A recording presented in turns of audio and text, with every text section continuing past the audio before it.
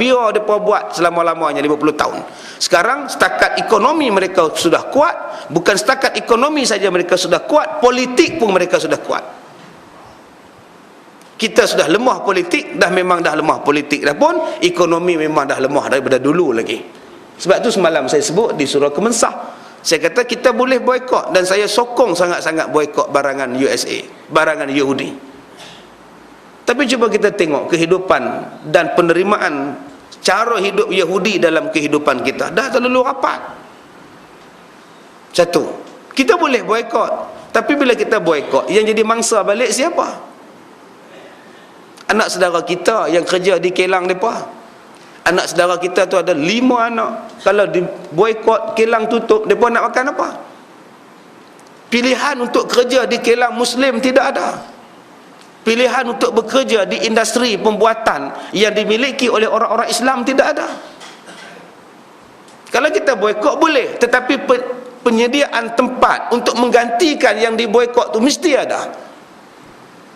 Mesti ada. Kita nak boikot kedai ayam goreng, boleh kita boikot, tapi berapa persen ribu pekerjanya adalah orang Islam. Bila boikot, ditutup kedai mereka, mereka nak kerja di mana? Melainkan kita dah ada alternatif kita. Apa tutup je ni, apa mai kerja tempat kami. Sekarang siapa yang nak buat?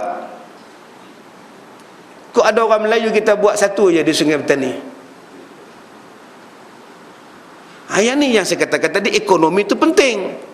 Kalau kita orang Islam kuat ekonomi, kita dah ada dah kita punya. Apa tutup yang mereka punya, apa main kerja kilang kami. Yang ni Islam punya, untuk umat Islam punya. Sekarang mereka nak kerja di mana?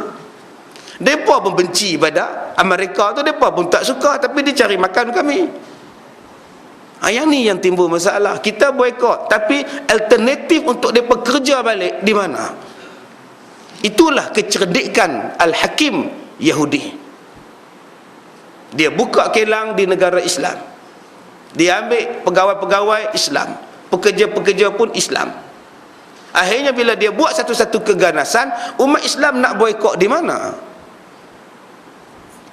Tak ada tempat.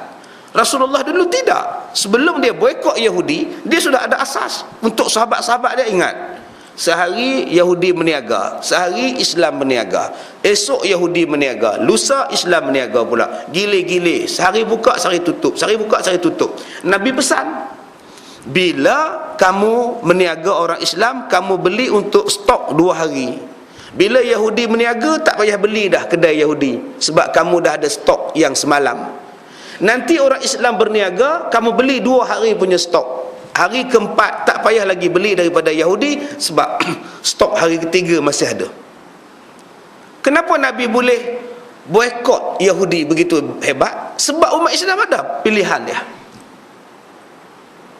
Bila ada pilihan dia, senang boikot. Menang Yahudi, tuan-tuan.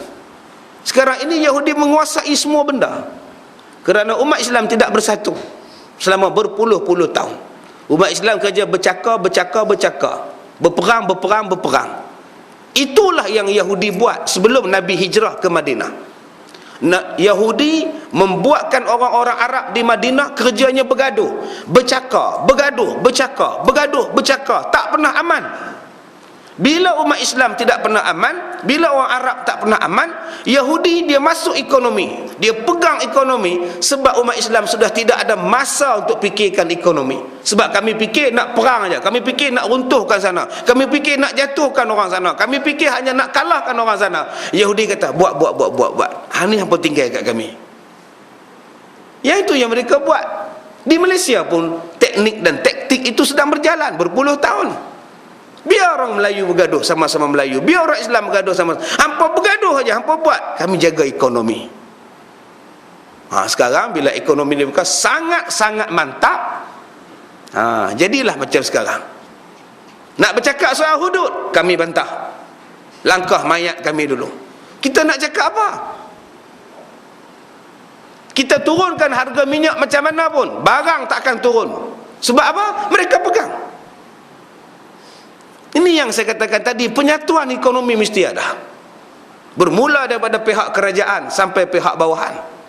Sebab itu tuan-tuan tengok di bawah ini, dia sebut kerana masalah-masalah yang akan memecahkan kesatuan umat tidak termasuk ajaran agama Allah Subhanahu wa taala. perkara-perkara yang memecah belahkan kesatuan umat, bukan ajaran agama. Kenapa kamu tak pergi kenduri dia? Dia belah sana, buat apa pergi?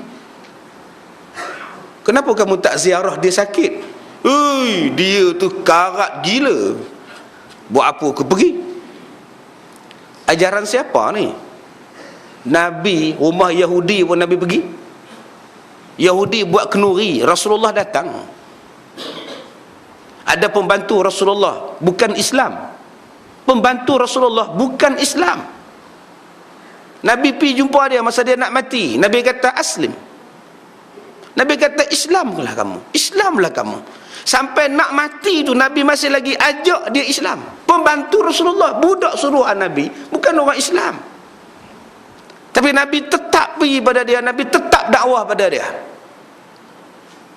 Masyarakat kita ni, kita bercakap dalam kelompok Islam, dia masih Muslim, dia masih mengucap, cuma bendera dia tak sama dengan bendera kita. Kenapa kita tak ziarah dia? Kenduri, sakit, kenapa kita pulau dia, boykot dia? Kenapa kita tak pergi kuliah dia? Dia masih ustaz. Ada orang punya kuatnya pemahaman sampai ustaz tu ceramah pun tak mau dengar. Pasal apa? Dia tak fikrah haraki. Tapi anak dia ngaji dekat cikgu Hindu, tuition matematik. Hindu tu haraki apa? Kuliah agama, ustaz tu dia kata tak haraki, aku tak mau ikut. Tak apa mat, aku nak pergi hantar anak aku tuition. Pergi hantar anak tuition. Kelas tuition cikgu Ganapati.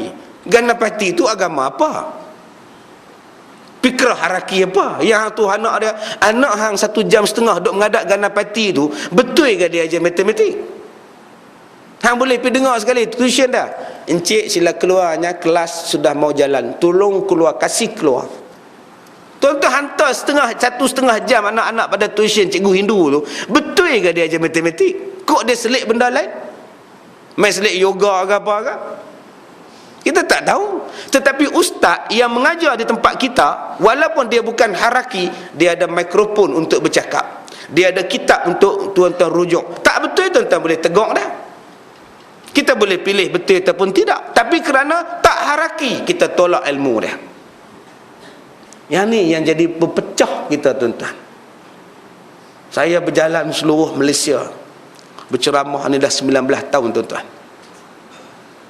Saya tengok perpecahan kita berpunca daripada politik.